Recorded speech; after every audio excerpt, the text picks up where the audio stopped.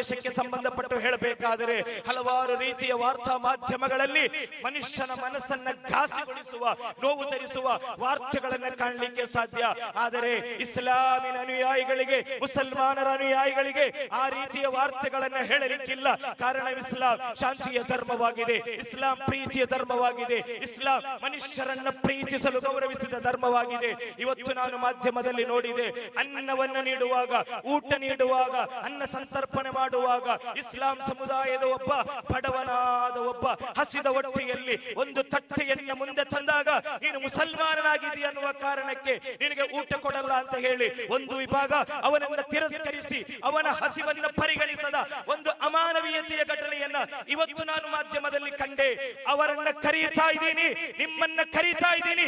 1500 ವರ್ಷಗಳ ಹಿಂದೆ ಮನುಕುಲವನ್ನ ಬೋಧನೆ ಮಾಡಿದ ಪೈಗಂಬರ್ ಸಲ್ಲಲ್ಲಾಹು ಅಲೈಹಿ ವಸಲ್ಲಮರ ಮದೀನತ್ತು ಶರೀಫಿಗೆ ಅವರು ಹೇಳಿದ್ರು. ಏನನ್ನ ಹೇಳಿದ್ರು ಪೈಗಂಬರ್ ಅವರು? ಓ ಸಮುದಾಯವೇ, ಓ ನನ್ನ ಉಮ್ಮತ್ತುಗಳೇ, ನೀವು ಹಸಿದವರ ಹೊಟ್ಟೆಯನ್ನು ತುಂಬಿಸಿ.